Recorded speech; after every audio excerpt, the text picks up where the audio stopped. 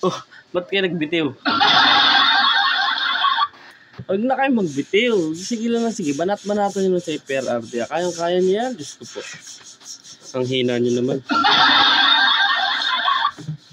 Isang magandang araw na naman sa ating lahat mga kababayan.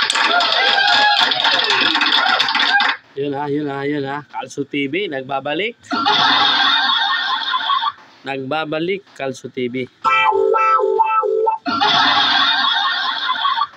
By the way, bago tayo magsimula ha, huwag mo kalimutan mag-subscribe ha sa aking YouTube channel. Mag-subscribe ka na para lagi tayong nagkikita at lagi mo mapapanood yung ating mga bagong reaction videos at pag-uusapan dito sa ating YouTube channel. Alright! At ito. Isa muna nga, cheers to claps muna tayo dyan mga babayan. At sa mga bagong subscriber ko dyan. At syempre, yung mga nakasubscribe na sa akin noon pa man ay nalagang nakasuporta. Maraming salamat din po sa inyo na. Hindi dahil po sa inyo hindi natin mabubuo ang ating YouTube channel. Siyempre, shoutout sa iyo, Boy Sardinas TV, yan. Tol J. Guevara sa mga banateros. Yan ang banateros. Thank you Lord. Kakain lang natin. So bago tayo magsimula ha, huwag niyo pong kalimutan na i-share tong ating video sa mga kapitbahay niyo mga marites. Para manood na lang sila at yung mga wala akong ginagawa dyan, no? Habang nanonood ka dapat meron kang hawak na si Cherry para meron kang kinukutib-kutib habang nanonood ka sa mga kawalang hiyaan at mga issue sa Pilipinas. Diba? So ito, grabe pala to, no? Panoorin natin to, no? Abante, no? Abante at Dan Fernandez. Ako, uurong na.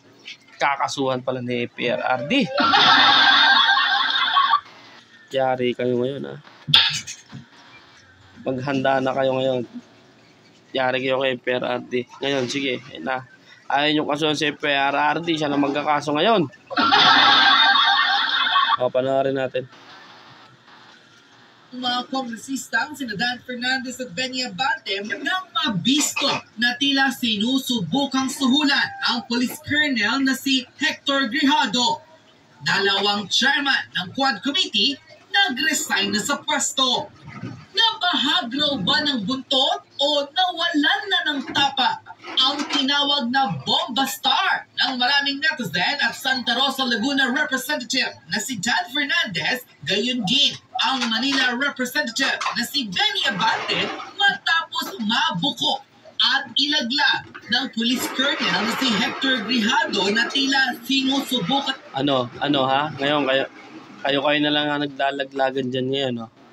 Kayo na lang yung nagbibirahan dyan ngayon, no? Kasi nga, yung mga bira nyo mga scripted, naku po. Huling-huli at daling-dali, no? Alam naman ng lahat yan, mga netizens at kung sino talaga nakakaalam, yung pinagagawa nyo banat, yung mga scripted naman. Susunod kasi ha, pag dadali kayo, huwag naman yung masyadong scripted. Yung medyo ipapahalata nyo naman na may katunayan.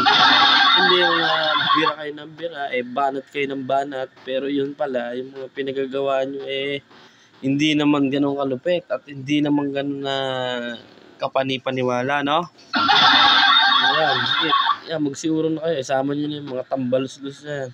Si Kuteng, isama nyo na rin. Magbitiw na kayo. Ha? Wala namang magandang nangyayari. Puro kayo issue sa mga Duterte. Pero yung Pilipinas, hindi nyo alam kung ano ba talaga yung nangyayari, no? Dapat yung mga pagtuunan nyo ng pansin, no? Ito. Sige, Abante at Dan, itong tuwad ko, banatan nyo ng banatan, no? Banatan nyo. Kung talagang matigas kayo, at kaya nyo talaga itong mga Duterte, banatan nyo ng banatan, ha? Kasi diyan magkakaalaman yung mga netizen natin, mga kababayan, no? Diyan magkakaalaman kung sino talaga yung tunay na matigas at yung tunay at walang kasinungalingan yung ginagawa, no? Yan lang naman ang Duterte, no? Ito yan, yung mga bata ni Kuting, itong bata ni Pulburon, yan. Yung Pulburonic, yan, no? Tingnan mo ang ginagawa nila. Grabe, no? Talagang binabanat-banatan nila si PRRD, no? siyang i-bribe o impluwensyahan ang desisyon ito para ilaglag raw ang former president na si Rodrigo Duterte patungkol sa mga reward system ng kanyang war on drugs mula 2016 hanggang 2022. Mukhang hindi nga raw umubra ang tapang-tapangan na ginagawa ng ilang mga Quad Committee members kabilang na sina Benny Abante at Dan Fernandez dahil sa mapala-palamang ng former president ay tila natakot na raw ang dalawa at agad na nagbitiw sa kanilang chairmanship sa Quad Committee. Narito at panoorin ang full video kung saan inasar ng maraming netizen at tila pinagtawanan ang mga kongresistang sina Benny Abante at Laguna Representative Dan Fernandez dahil matapos mabisto ang kanilang ginagawang sekreto dahil sa kahihiyan. Nagbitiw sila pareho sa pwesto. Paano? Oh, ba't kayo nagbitiw? Huwag na kayo magbitiw. Sige lang na, sige. Banat-banatan nyo sa PRRD. Kayang-kaya niya yan. Diyos ko po. Ang hina nyo naman. Ala ko ba, representative, malulupit na representative to bakit ngayon nagkakabistuhan na nag-aayawan na kayo, ha? Hindi nyo na ba kaya o ayaw nyo na lang madadali? Kaya kasi yung sinasabi, tira kayo ng tira, sira kayo ng sira, hindi naman nyo pala kaya, di ba?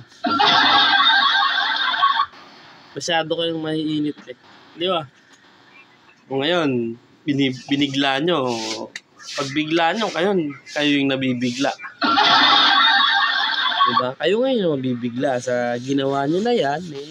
Dapat panindigan nyo yan, ha? Hindi nyo dapat urungan yan. Kung ano man yung issue at ano man yung binabato nyo at binabatikot kaya PRRD, dapat ituloy nyo yan.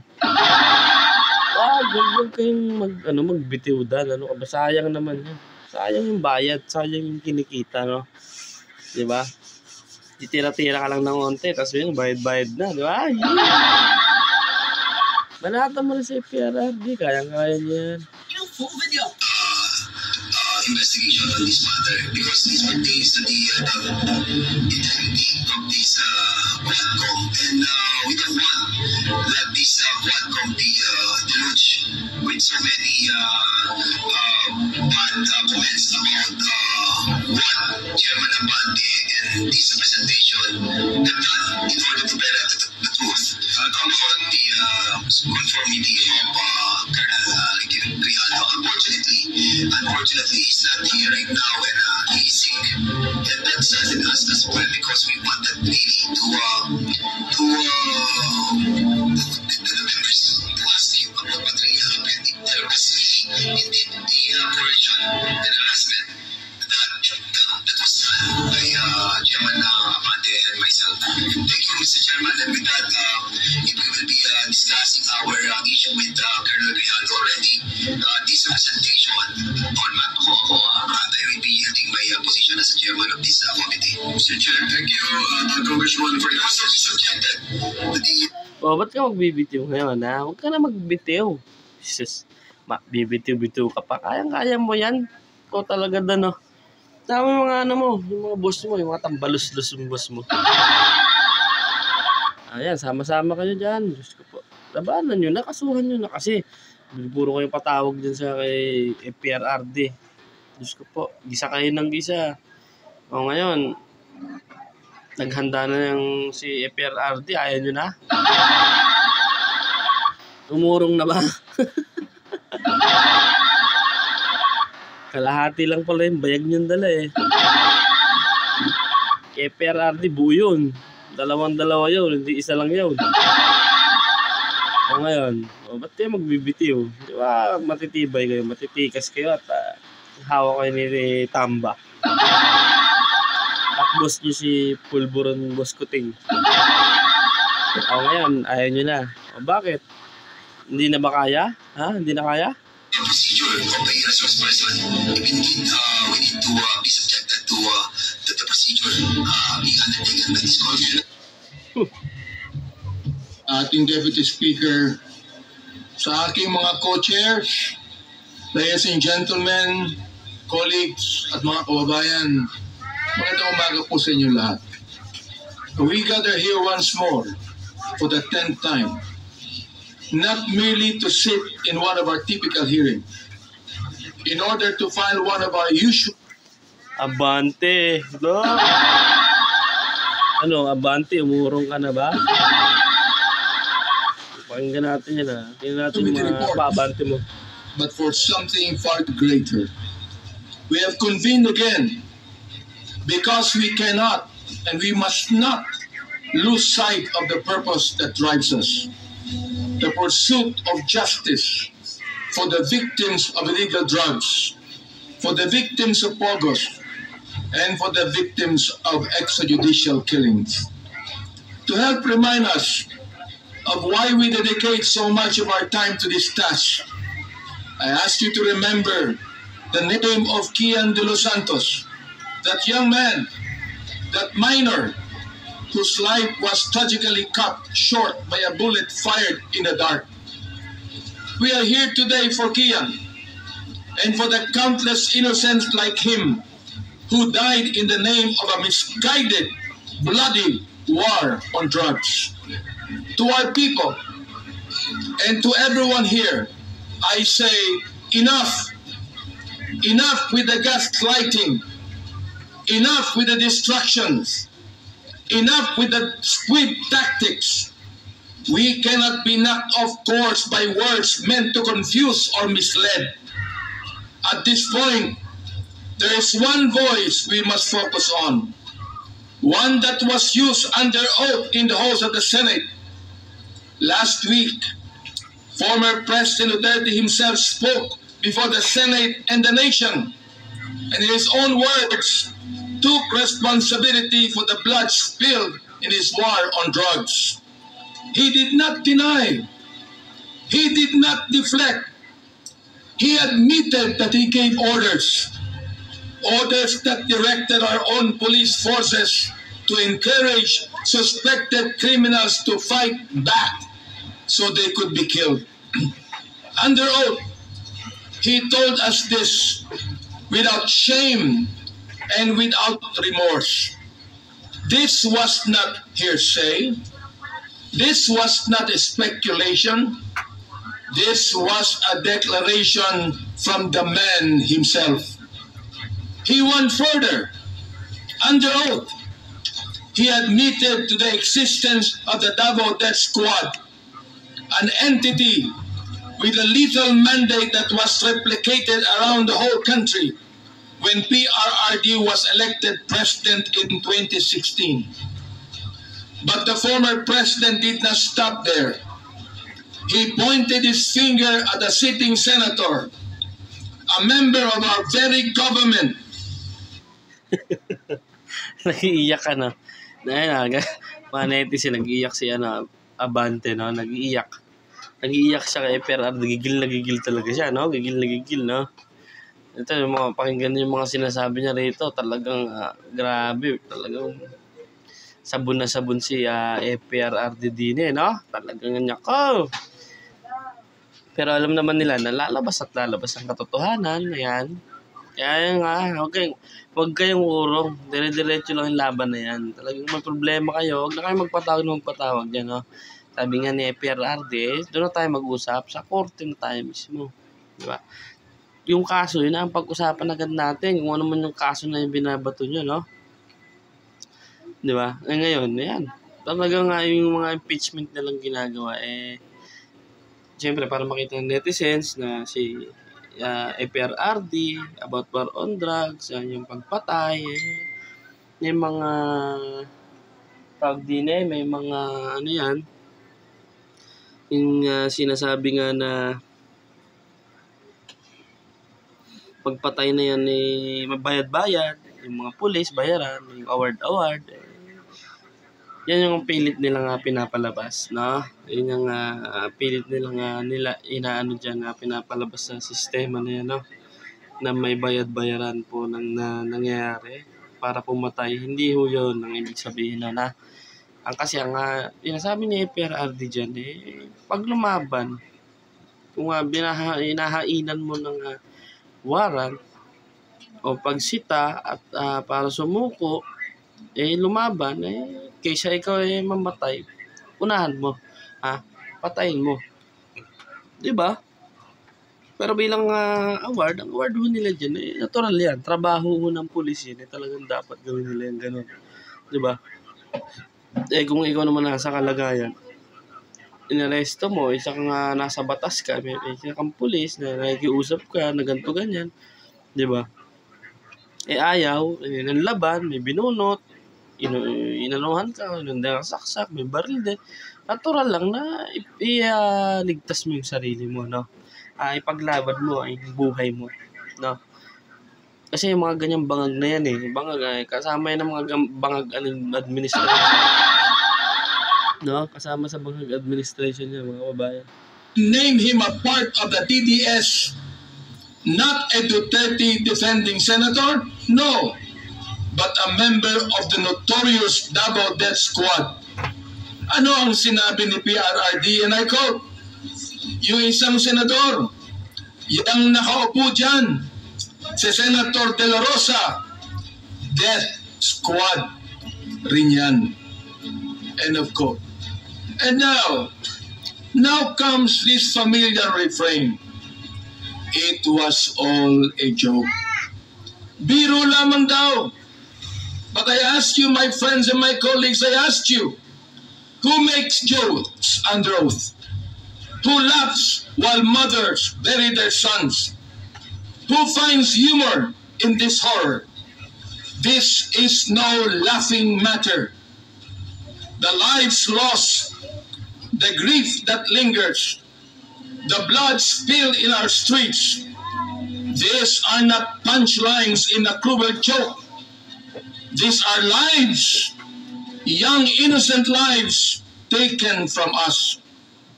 But perhaps we should not be surprised. Perhaps we should not be shocked that this second issue, the sanctity of life, is treated so trivially. For we have seen time and time again how human life has been cheapened, how easily these men speak of death. Grabe, ganda ng mga no? Ganda ng mga pasakalya ba, no? Ganda ng mga pasakalya. Pero sigurado talaga yan, Sigurado talagang dapat i-abante mo yan. Walang atras, kasi pag baka mapahiya kayo pag umatras kayo sa sinasabi nyo na yan, Oras na magkadikdikan na kayo o oras na talaga lumabas na yung katotohanan, na yung mga sinasabi nyo na yan, Talagang dapat yan, may katunayan yan. No, lahat yan may due process yan kung ano na talaga at ano ba talaga yung katotohanan, Baka mamaya yung pag-abante na yan biglang urong-urungan na yan. Kaya yung sinasabi na ibanatan mo, tuloy mo yan kasi baka ikaw lang madali dyan at ikaw lang mamapaya sa taong bayan, sa mga netizens yan. Abante, Ayan, tinan mo, sige na, di ba? Nakita niyo mga lesyo, maatras na, ayaw na, no? Nagbibitaw na siya sa pesto. Dalawa sila niyan, di ba? Diretso lang, walang i-exit para sama-sama kayo diyan. Sama-sama kayo sa mga scripted moment ng mga tambaluslos. Diba? Na bayaran at may mga binabayaran na para lumabas. Ang dami na lang si Grijaldo, si Garma. Sinasama na nila. Diyos ko po. Marami pa nga naglalabasan ng mga mga witnesses nila, na talagang parang mga artista, talagang ang ganda ng pagkakadali ng mga script at talagang moment of the truth yung lumalabas pero kasinungalingan. So casually they wash their hands of the blood of the innocent. As Proverbs 31 verse 8 and 9 reminds us, and I quote, "Open thy mouth for the dumb in the cause of all, such as are appointed to destruction. Open thy mouth, judge righteously, and plead the cause of the poor and needy." End of quote. Hindi naman yung sinasabi mo na Dahil doon maraming may hirap na pinahirapan, no? Napahirapan si F, ano to? FPRRD hindi ho yun. Dahil kakampi pa nga si FPRRD, no, ng mga may hirap nun di ba? Takbuhan yan. Kasi ang batas nun wala nang kinikilingan ng mga ka-FPRRD, no? Mayaman ka man, mahirap ka man, basta ikaw ay nagkamali, parehas po ang basa ng batas. Hindi kagaya ngayon nauuso na naman yung tamali. Makukulong yung tama kasi may pera yung mali. Diba? Dati, pag mali is mali ka kay FPRRD. Pag tama ka talaga. Mayaman ka, may kwarta ka. Naku po, hindi ubra yan kay FPRRD.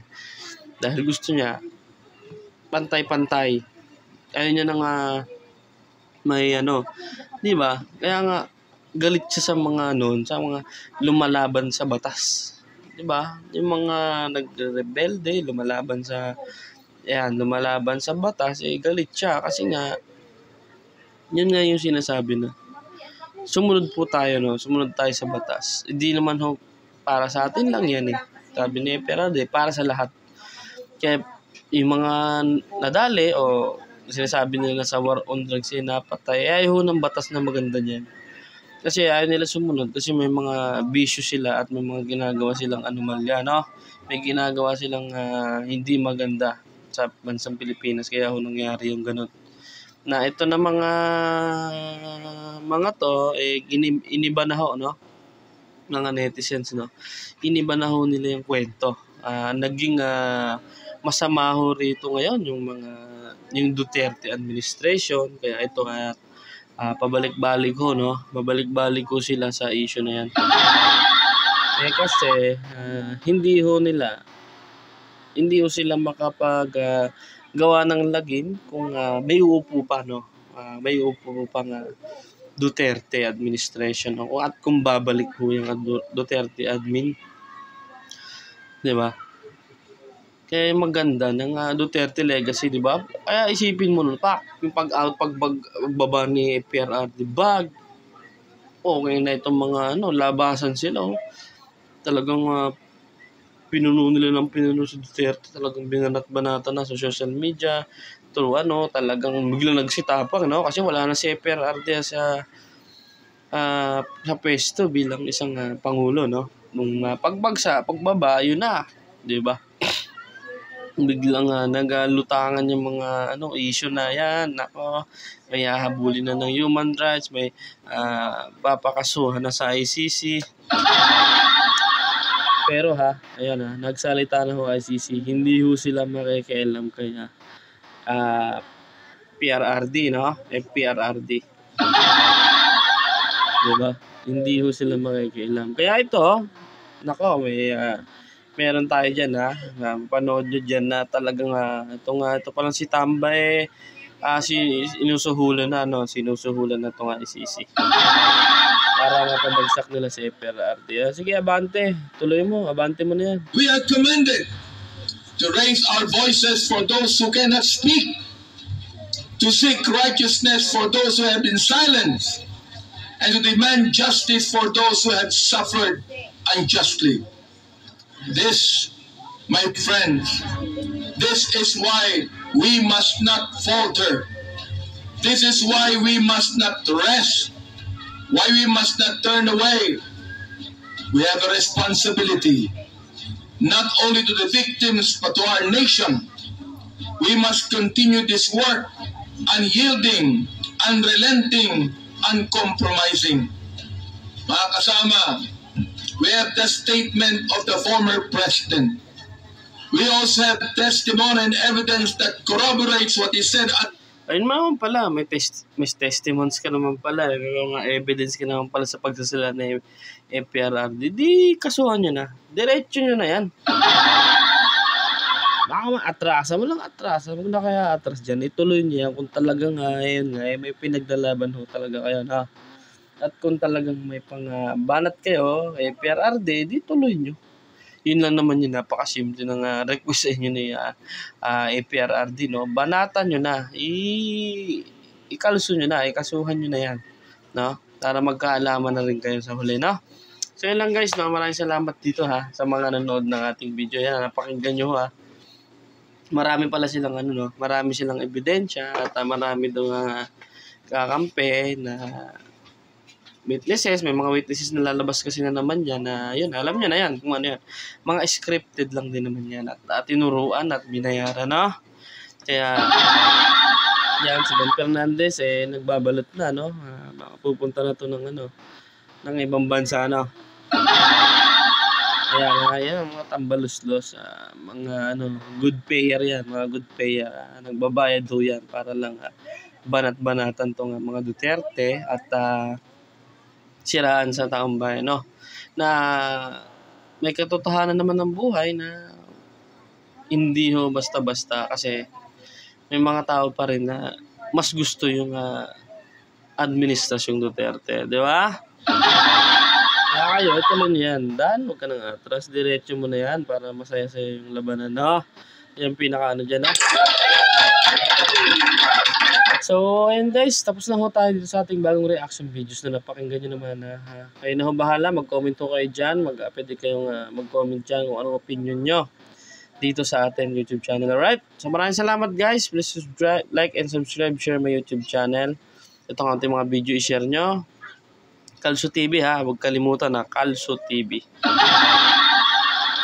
Mag-subscribe ka na rin, hit mo ang bell on para like yung updated. So, yun lang guys, maraming salamat Bye-bye.